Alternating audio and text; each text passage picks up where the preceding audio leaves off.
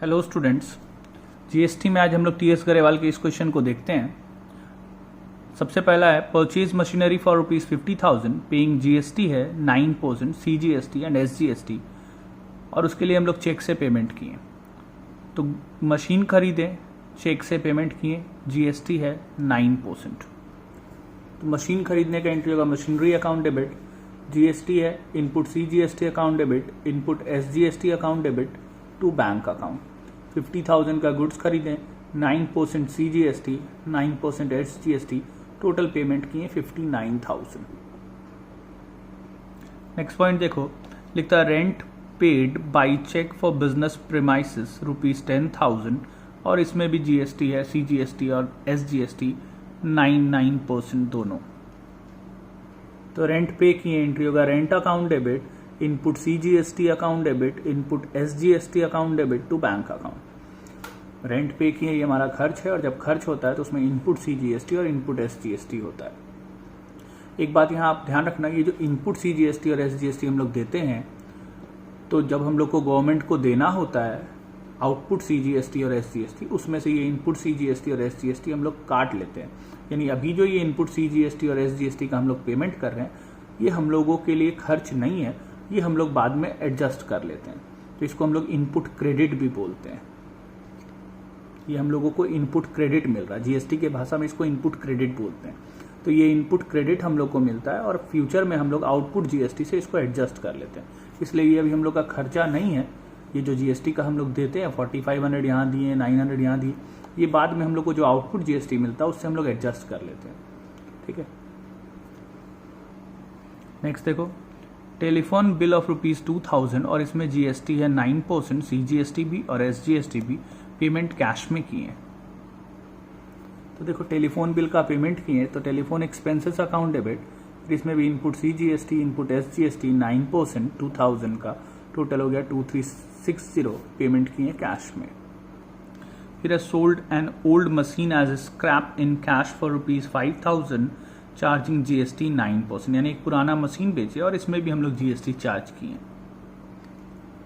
Cash account debit to machine account, machine बेचे तो machine गया, मशीन क्रेडिट होगा, और जब कुछ बेचते हैं तो वो हमारे लिए फायदा होता है, तो उस पर हम लोगों का आउटपुट जीएसटी होता है। तो आउटपुट सीजीएसटी और आउटपुट एसजीएसटी, 5,000 का 9%, यानी 450, टोटल हो गया 5900।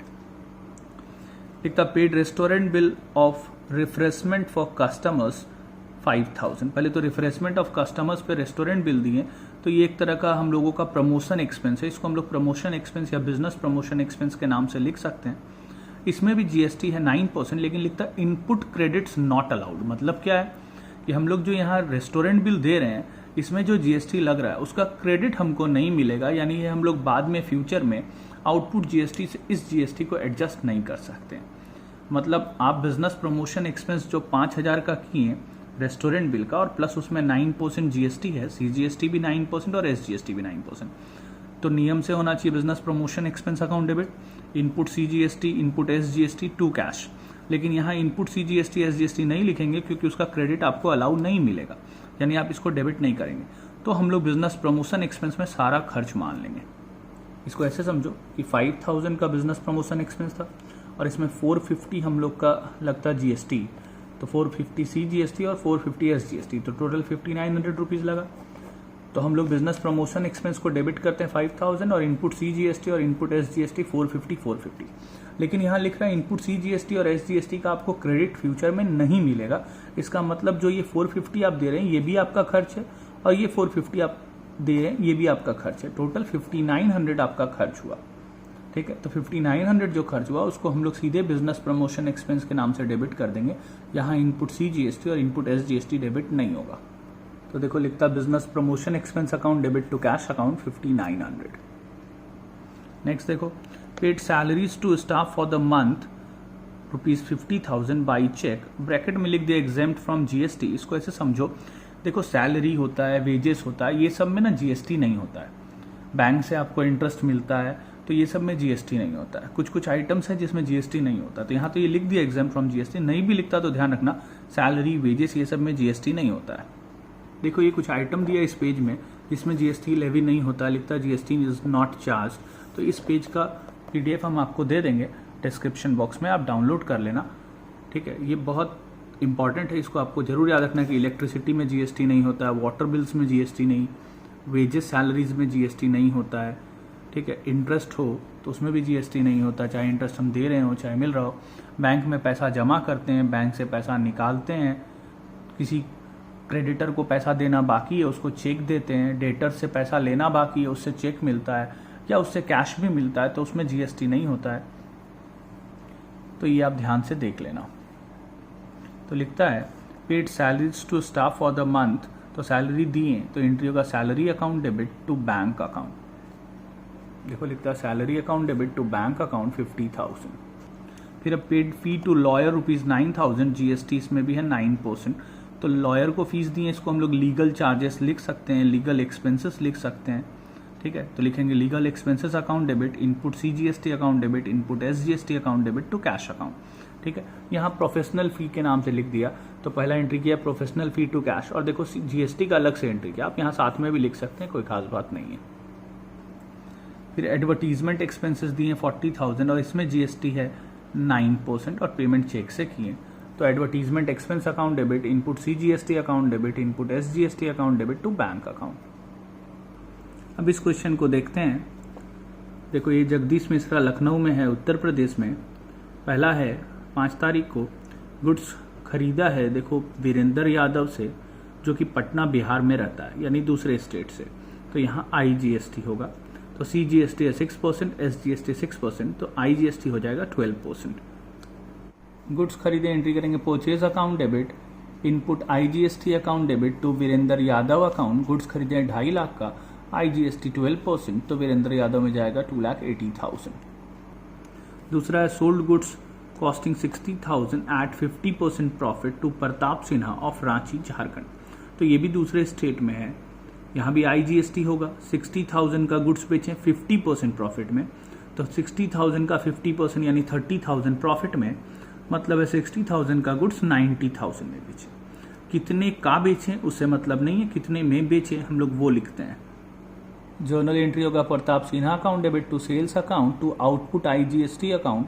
प्रताप सिन्हा को गुड्स बेचे 90,000 का, आईजीएसटी इसका होगा 12%, और यहाँ बेचते समय हम लोग आउटपुट आईजीएसटी लिखते हैं, तो ये होगा 10,800, टोटल होगा 1,08,000।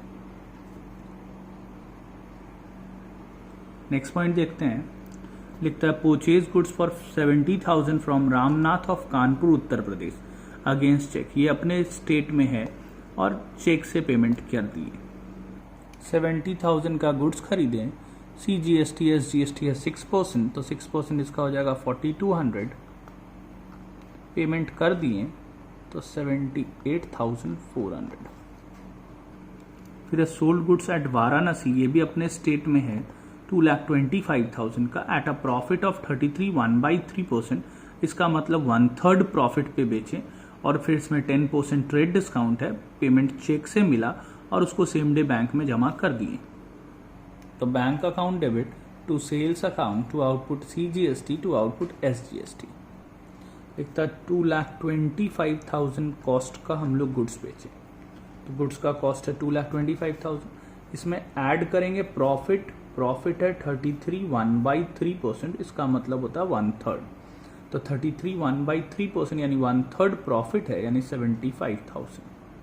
2,25,000 का 1/3, तो यानी हम लोग गुड्स बेचे 3 लाख में, और इसमें उसको ट्रेड डिस्काउंट दिए हम लोग 10%, तो ट्रेड डिस्काउंट दिए 10%, ट्रेड डिस्काउंट डिडक्ट कर लेते हैं, ये कभी रिकॉर्ड नहीं होता है, यानी हम लोग गुड्स बेचें 2,70,000 में।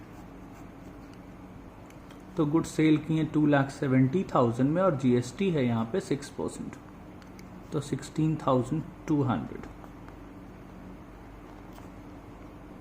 तो जोड़ के आएगा 3,02,400। फिर अब paid rent by cheque, rent pay किए चेक से, तो rent account debit, input CGST account debit, input SGST account debit to bank account. Rent दिए 25,000, सीजीएसटी एसजीएसटी है 1,500, तो हो जाएगा 28,000। अब ये लास्ट पॉइंट है payment made of balance amount of GST, तो ये पेमेंट करने वाला यानी एडजस्ट करने वाला पॉइंट आईएससी के सिलेबस में इस साल नहीं है, ठीक है, तो ISC वाले इस पे ध्यान मत देना, CBSE वाले ध्यान देंगे। तो GST का हम लोग पेमेंट किए, तो हम लोग पढ़े थे कि पहले आउटपुट GST से इनपुट GST को एडजस्ट करते हैं, जो बचता है उसको पेमेंट करते हैं। लेकिन यहाँ IGST भी है, तो पहले हम लोग IGST पे ध्यान देंगे। तो देखो IGST का इनपुट हम लोग का यहाँ लगा था 30,000, लेकिन आउटपुट यहाँ बहुत कम है, यानी हम लोग IGST के लिए ऑलरेडी बहुत पे कर चुके हैं, लेकिन हम लोग को मिला कम है। तो गवर्नमेंट को हम लोग को देना होता है आउटपुट GST, उसमें से इनपुट घटा के हम लोग पेमेंट करते हैं। तो यहाँ देखो देना था 10,800 और ऑलरेडी 30,000 समझो हम दे चुके हैं, यानी उल्टे हम लोग को गवर्नमेंट से लेना है। तो गवर्नमेंट देता नहीं है, गवर्नमेंट बोलता है ठीक है आपको IGST का पैसा लेना है तो आप CGST से एडजस्ट कर लेना, और CGST से भी एडजस्ट नहीं हो तो SGST से एडजस्ट कर लेना। तो देखो यहाँ आउटपुट IGST था 10,800, लेकिन इनपुट ज़्यादा था, तो जितना आउटपुट IGST था पहले उतना हम लोग एडजस्ट कर लेंगे। तो आउटपुट IGST जो क्रेडिट है उसको डेबिट कर लेंगे और उतना ही अमाउंट से इनपुट IGST को क्रेडिट करके कैंसिल कर देंगे। तो एंट्री होगा output IGST to input IGST और 10,800 ये कैंसिल हो जाएगा। तो हम लोग का IGST टोटल था देखो 30,000, इसमें से 10,800 हम लोग एडजस्ट कर लिए, अभी भी बचा हुआ 19,200। अब वो हम लोग CGST से एडजस्ट करेंगे। तो हम लोग का इनपुट IGST था 30,000, आउटपुट IGST था 10,800, तो बच गया हम लोग का IGST 19,200। तो 19,200 का IGST का इनपुट बचा हुआ है। अब देखो आउटपुट CGST हम लोग का यहाँ था 16,200, 16,200 का आउटपुट CGST है, लेकिन जिससे हम लोग उसके इनपुट को एडजस्ट करते थे, लेकिन इस क्वेश्चन में हम लोग उसके इनपुट को उससे एडजस्ट नहीं करेंगे, पहले हम लोग IGST के इनपुट को एडजस्ट करेंगे। तो IGST का इनपुट हम लोग का अभी बचा हुआ है, तो हम लोग देखो यहाँ आउटपुट CGST को डेबिट किए 16,200 और इनपुट IGST को क्रेडिट करेंगे जो हम लोग को एडजस्ट करना था। IGST का इनपुट बचा हुआ था 19,200, तो 16,200 हम लोग यहाँ CGST के आउटपुट से एडजस्ट कर लेंगे। CGST का इनपुट यहाँ कुछ भी एडजस्ट नहीं हो पाया, तो ये अगले महीने एडजस्ट होगा। अब 3,000 का इनपुट IGST अभी भी बच गया, तो वो SGST से एडजस्ट करेंगे। तो आउटपुट SGST है 16,200, इससे हम लोग इनपुट IGST पहले एडजस्ट कर लेंगे। तो इनपुट IGST हम लोग का एडजस्ट होगा यहाँ पे 3,000।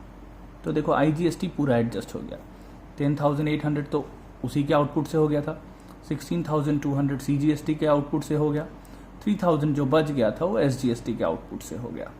ठीक है, अब हम लोग के पास SGST का आउटपुट और बचा हुआ है, तो अब इससे इनपुट SGST को भी एडजस्ट कर लेंगे, क्योंकि SGST का आउटपुट है तो IGST का एडजस्ट करने के बाद हम लोग इसमें SGST का इनपुट एडजस्ट करेंगे।